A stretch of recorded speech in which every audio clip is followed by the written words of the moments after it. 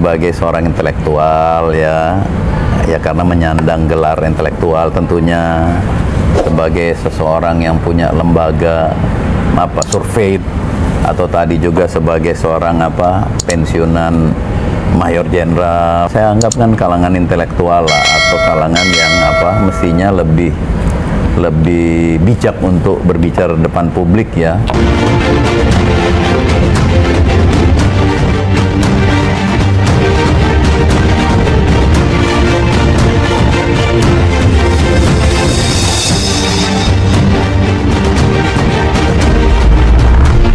Pak Jenderal, kita lanjut lagi perbincangan kita di dua sisi.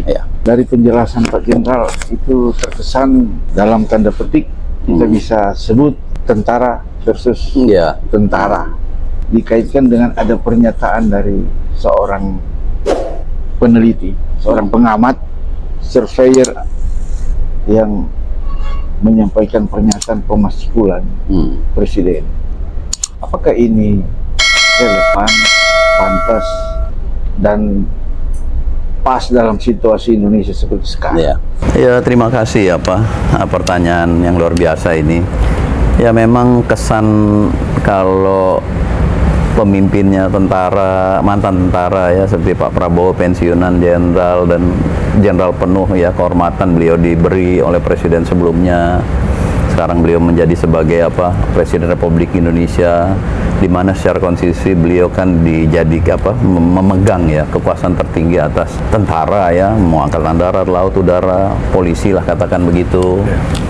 Nah, ini kan amanah konstitusi ya, sehingga beliau dalam bertindak, berbuat kan semua ada mekanisme semua kan gitu. Nah, kalau ada kritik ya wajar aja sebenarnya. Kritik dari mantan jenderal juga pensiunan purnawirawan jenderal ya wajar juga sebenarnya. Tapi kan masalahnya dalam kritik itu kan kita punya etika juga, punya koridor penggunaan bahasa dan sebagainya kan. Kalau itu bahasa-bahasa yang tidak pantas di depan publik, ya bagaimana kita jadi pembelajaran buat anak cucu kita misalnya kan, buat publik yang notabene ya mungkin bukan kita ini kalangan intelektual, tapi saya kira kita sampai pada pensiunan jenderal berarti kan mendapatkan jabatan, mungkin kesempatan untuk pendidikan dan sebagainya kan harusnya cukup tinggi kan. Sangat disayangkan ya kalau pernyataan-pernyataan kita, pendapat kita lantas di ruang publik ini kan menjadi sesuatu yang penggunaan hal-hal yang kurang pantas gitu. Ini kan bukan pembelajaran yang baik bagi generasi muda kita. Nah, yang kedua juga timbul kesan, kok tentara lawan tentara. Ya artinya begini juga, ini kan pembelajaran juga bagi masyarakat secara umum, ya bagi kita juga ke dalam ya. Perbedaan pendapat itu bisa kita lontarkan, tapi mungkin forum-forum dengan tadi etika dan sebagainya itu kan mesti menjadi acuan juga. Apalagi sudah masuk ke koridor yang ada aturan, ada konstitusi, kewajiban konstitusi presiden, apalagi yang katanya ada pengamat ya, seorang intelektual lah, karena mungkin profesor katanya dan sebagainya, peneliti yang punya banyak data, lantas berpendapat atau mengajak seakan-akan begitu ya kesannya kan. Artinya kita menurunkan seorang presiden secara tidak konstitusi kan. Kalau mengajak mari kita bergabung, kita turunkan karena memang beliau harus turunkan lah. Sekarang kan alasannya apa? Padahal kita tahu konstitusi kita kan mengamanatkan itu, presiden tuh bisa diturunkan, dimaksulkan lah istilahnya ya, atau impeachment itu kan ada syaratnya. Apabila beliau melanggar gitu kan, pertama mungkin melakukan tindakan istilahnya tercela, pidana berat, ada 4 kalau nggak salah itu kan, iya, pengkhianatan terhadap negara kan begitu, atau ada halangan tetap, sakit dan sebagainya, sehingga beliau tidak layak lagi untuk memimpin secara fisik maupun non fisik misalnya kan begitu. Nah, ini kan kriterianya sudah ada. Nah, sekarang kan kita bisa menilai ya, kalau seorang intelektual apalagi dia peneliti, banyak data yang dia bisa dapat. Ya kalau berpendapat lantas menjatuhkan presiden atau memundurkan presiden, memaksulkan impeachment, apapun alasannya untuk menjatuhkan itu, tidak sesuai dengan koridor konstitusi atau aturan perundang-undangan yang berlaku, malah mengajak masyarakat untuk ya gimana tuh menerjemahkan beliau itu, mari kita sama-sama, karena ini dianggap nggak bisa menjatuhkan ya karena memang nggak memenuhi syarat. Nah ini kan kurang benar juga. Nah, ini pembelajaran yang nggak baik juga ya. Saya nggak berdebat soal itu, mungkin beliau seorang profesor lebih pintar lah dari kita ya. Tapi secara logis saja lah ya, secara ya kewarasan lah yang kita miliki ya. Ya masa sih seperti itu. Kalau kita ada perbedaan, kalaupun harus kasar seperti itu, kan ada koridor apa, ada wadahnya mestinya. Tidak kan diumbar depan publik yang disiarkan apa secara luas. Nah ini kan bisa berakibat juga, mungkin beliau jangan-jangan kan begitu. Ya kan ada undang-undang ITE dan sebagainya. Kalau menyebarkan kebohongan, apalagi fitnah dan sebagainya, udah sering ini terjadi kan. Nah ini ya, kita harus bijak menggunakan ruang publik bagi yang berbicara, seperti saya ini kan begitu. Kedua juga bagi yang mendengar harus benar-benar apa, punya saringan, sehingga bisa membedakan mana yang hoax, mana yang apa, ya artinya AI dan sebagainya kan. Jadi kita juga harus punya referensi lah, atau dasar-dasar, kita juga bisa mencek, semua sudah serba terbuka kan gitu. Nah ini merupakan pembelajaran bagi kita semua. Yang jelas saya pribadi melihat belum ada celah apa untuk menjatuhkan presiden atau meng-impeachment atau apapun, karena beliau tidak melakukan hal itu kan gitu. Terkait juga dengan apa, menyatakan apa oh ini nggak konsultasi dengan DPR mungkin karena apa perjanjian trade dengan Amerika, ada juga kan mendengar begitu tak. Ya kita kan nggak tahu persis kan itu. Apakah harus begitu? Apakah presiden tidak ngomong dengan DPR dan sebagainya yang terkait? Saya kira kan sebagai seorang presiden dengan banyak pembantunya nggak mungkin lah melewati hal yang seharusnya beliau lakukan gitu. Pasti banyak. Buat apa pembantu-pembantunya? Kan mengingatkan beliau juga dalam hal bertindak. Dengan siapa dia harus berkoordinasi, dengan siapa dia harus berkonsultasi dan sebagainya. Sehingga muncul suatu keputusan negara, keputusan pemerintah, keputusan seluruh bangsa ini yang diwakili oleh seorang presiden tentunya. Impeach itu memang di dalam Undang-Undang Dasar diperbolehkan, diatur di dalam pasal 7A dan 7B, Undang-Undang Dasar baru sudah jelas. Namun ada mekanisme formalnya.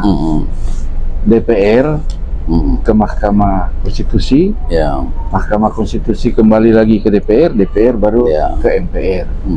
Jadi kalau pernyataan-pernyataan impeach ini disampaikan di luar koridor konstitusi, itu bagaimana disikapi oleh Pak Jenderal? Sebagai seorang intelektual ya karena menyandang gelar intelektual tentunya, sebagai seseorang yang punya lembaga apa survei, atau tadi juga sebagai seorang apa pensiunan mayor jenderal, saya anggap kan kalangan intelektual lah, atau kalangan yang apa mestinya lebih bijak untuk berbicara depan publik ya. Artinya begini ya, apapun yang disampaikan beliau ya saya tidak apa ya, karena kita sudah tahu lah, nggak memperdebatkan lagi lah soal aturan main, karena itu udah jelas semua ya.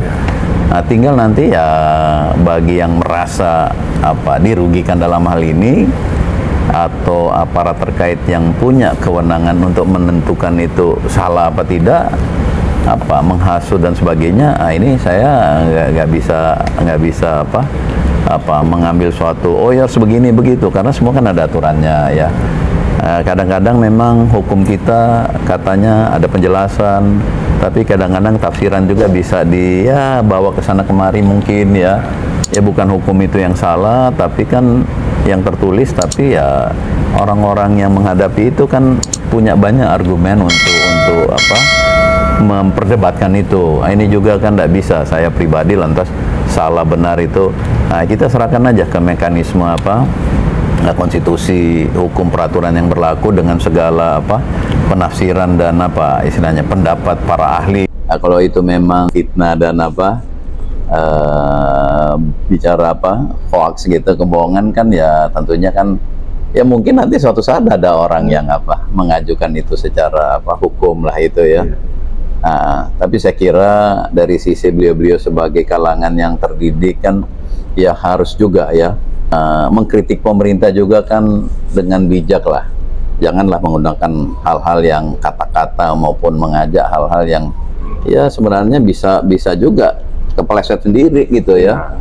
Nah ini kan harus hati-hati. Kedua, ini juga bukan pembelajaran yang bagus.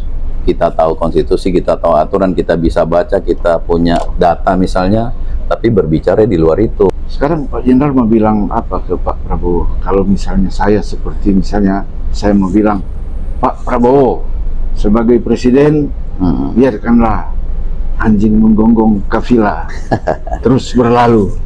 Kira-kira Pak Jenderal mau sampaikan sesuatu ke Pak Presiden? Ya, saya kira kita mendoakan ya, semoga beliau tetap sehat ya. Nah, semoga juga beliau itu diberikan inspirasi mungkin ya. Kemudian juga masukan-masukan dari stafnya dengan bijak dan baik tentunya. Dan semua itu juga beliau dibantu wapresnya mungkin ya, para staf khusus, menteri, kepala lembaga dan staf-staf ahli ya, lingkungan istana begitu ya, bisa mendapatkan masukan yang komprehensif tentang seluruh persoalan bangsa ya. Dan kita juga berharap beliau bisa dengan bijak untuk menilai semua itu, karena apapun yang terjadi kan, apapun yang jadi masukan, semua kan terserah beliau sebagai kepala negara. Kalau itu sudah semua seaturan, ya itu hak prerogatif beliau juga mungkin untuk memutuskan segala sesuatunya, karena kita sudah memilih secara langsung kan begitu, menyerahkan kepentingan bangsa ini kepada presiden dibantu wapres dan siapapun yang menjadi sesuai dengan aturan negara. Saya cuma berharap ya beliau tetap melakukan sesuatu sesuai dengan koridor konstitusi, hukum yang berlaku. Walaupun ada pendapat orang, oh ini sudah waktunya dimaksudkan karena beliau bikin ini, bikin itu, tapi di luar yang 4 ini. Kita mendoakan Bapak tetap sehat selalu, bisa memimpin kita semua, baik persoalan dalam negeri kita memang harus ikut bantu pemerintah untuk menyelesaikan dengan kapasitas dan kemampuan kita masing-masing tentunya. Nah, kita berharap pun untuk kepentingan tadi yang dipersoalkan urusan luar negeri, di mana ada soal-soal geopolitik, perang, ada soal-soal ekonomi, ketahanan pangan dan ketahanan energi. Nah, kita tahu sudah berdampak ke banyak negara, termasuk di sekeliling kita, Malaysia, Filipina, bahkan Singapura ya. Nah, ternyata Indonesia kelihatan tenang-tenang saja kan. Nah, inilah saya melihat, ya saya nggak tahu persis ya artinya seperti apa, tapi kenyataan yang bisa kita lihat, bahkan sudah diamati, sudah disampaikan juga oleh beberapa ahli pengamat baik dalam dan luar negeri yang saya bisa ikuti, ternyata Indonesia kelihatan tenang-tenang aja, lebih stabil, lebih kuat. Nah, inilah yang saya bilang tadi kembali, yang sebelum ini terjadi semua, sejak pemerintah yang lalu-lalu ternyata kan sudah membuat langkah-langkah untuk yang sampai saat ini ya ternyata itu benar. Nah, itulah visionernya pemimpin kita ya, termasuk Pak Prabowo. Mungkin menurut saya ya siapapun yang jadi presiden lah ya, kita kan tidak bisa membanding-bandingkan seseorang dengan masa yang berbeda dengan orang yang berbeda pada suatu jabatan presiden dia melakukan apa, karena situasinya kan dalam negeri maupun luar negeri kan di tiap masa itu kan berbeda. Nah, ada istilah orang kan, suatu masa itu kan ada orangnya, tiap orang ada masanya. Nah, mungkin ini terjadi kepada presiden-presiden kita, mulai dari Pak Karno yang waktu itu zaman perjuangan revolusi, sehingga beliau lebih banyak berbicara untuk penyatuan republik ini yang majemuk. Masuk Pak Harto karena melihat ekonomi kita yang ya katakanlah morat-marit karena masih banyak pemberontakan sebelumnya, sehingga kita konsolidasinya kurang kuat gitu kan.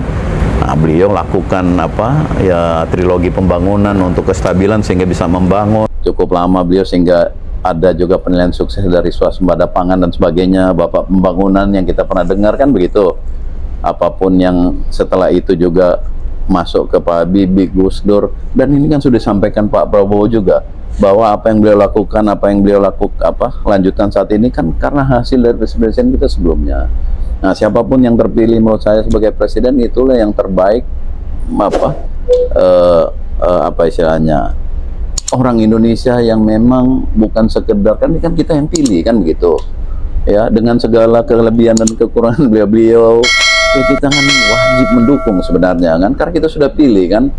Nah, kalaupun kita karena tidak memilih mungkin ya jangan lantas merusak. Nah, ini tidak bermaksud menyinggung siapapun, tapi yang jelas saya kira saya sebagai anak bangsa juga yang kebetulan purnawirawan TNI AD juga punya keinginan juga lah untuk menyampaikan sesuatu yang positif buat masyarakat, terutama ya artinya mendukung pemerintah kita tentunya dengan segala kelebihan dan kekurangan.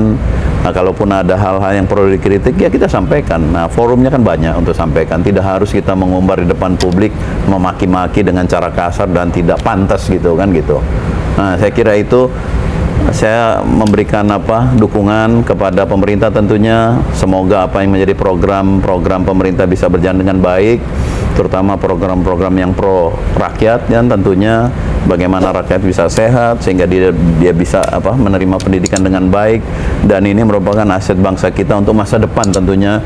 Generasi muda bangsa kita itu generasi yang akan datang, dan kita harus ingat bahwa masa-masa sekarang ini Indonesia masih menjalani bonus demografi dibandingkan negara-negara yang sudah mulai decline gitu ya.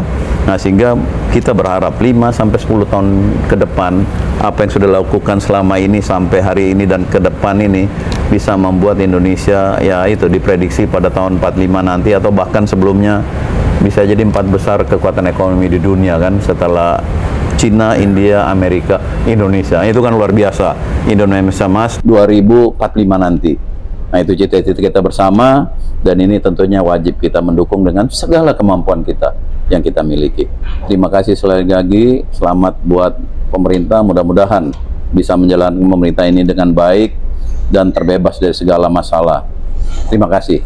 Pemirsa, demikian perbincangan kita dengan Mayor Jenderal Purnawirawan Ivan Ronald Pelealu SE MM. Kita jumpa lagi dalam episode berikutnya.